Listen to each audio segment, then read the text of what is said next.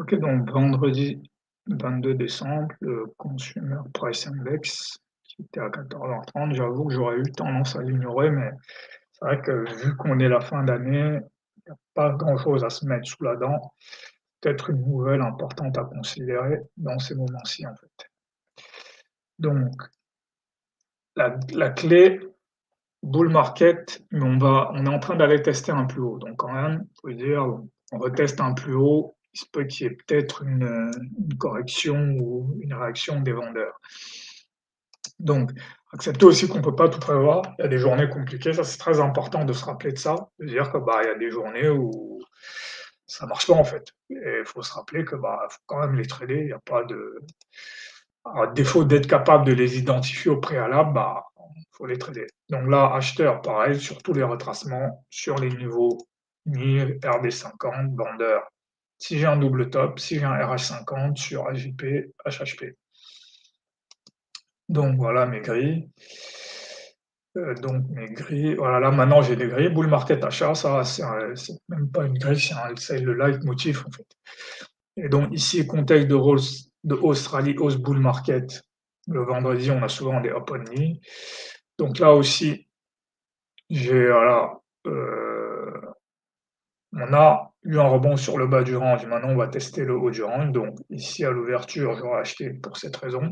Mais j'aurais aussi dû avoir à l'opposé, retest du haut du range et potentiel reversal. En fait, je ne l'ai pas mis, mais j'aurais dû aussi mettre cette grille-là qui est là, peut-être que quand on va tester le haut du range, on va avoir un retracement. Et il y a tous les setups liés au fait de l'open sur AJP en fait. Donc voilà, ici, nous ici, j'aurais acheté ici parce que voilà, contexte de hausse, voilà.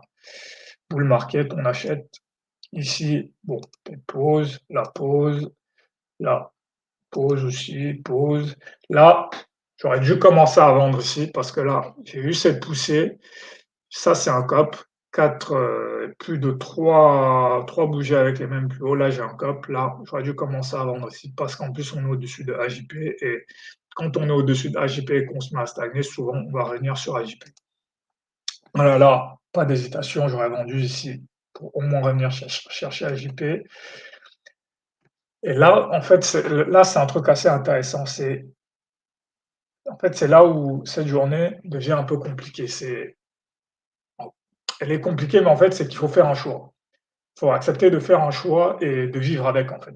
Là, si mon choix, c'est on va aller chercher AJP, open sur AJP, on va tester AJP, je dois vendre ici, je dois vendre ici, vendre ici, vendre ici. Voilà. Et même ici, voilà, continuer à vendre ici parce que je vois que ici, en fait, on ne dépasse pas ce truc-là, en fait. Mais je pense qu'en réalité, ce que j'aurais fait, c'est que j'aurais eu tendance à considérer que là aussi, et là aussi, on peut considérer qu'il y a un cop. Là aussi, on peut considérer que ça, c'est un reversal. Et ici, voilà, là, il y a le RH50 ici, donc la difficulté, ça aurait été de me remettre à vendre ici pour venir chercher ici AJP. Voilà. C'est vraiment ça, c'est pour ça que cette journée est compliquée, c'est qu'elle demande. Autant les autres journées, voilà, j'ai une grille. Par exemple, ici, j'ai la grille de reversal. Le reversal part d'un coup. Ici, j'ai la grille qu'on va aller tester AJP, mais ça ne se passe pas d'un coup, en fait. Ça prend du temps. Voilà. On va dire que ça commence ici à 16h45 et ça se finalise à 20h. Donc, il y a quasiment 3 heures avant que le setup se complète, en fait.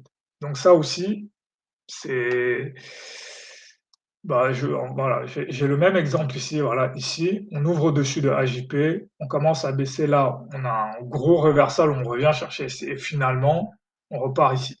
Donc là, en fait, c'est le moment où il faut faire un choix et se dire, bon, quand il y a un reversal au-dessus de AJP, je vais privilégier le retour sur AJP en acceptant que parfois, on repartira à la hausse et moi, je serai à l'opposé de ce qu'il fallait faire, en fait.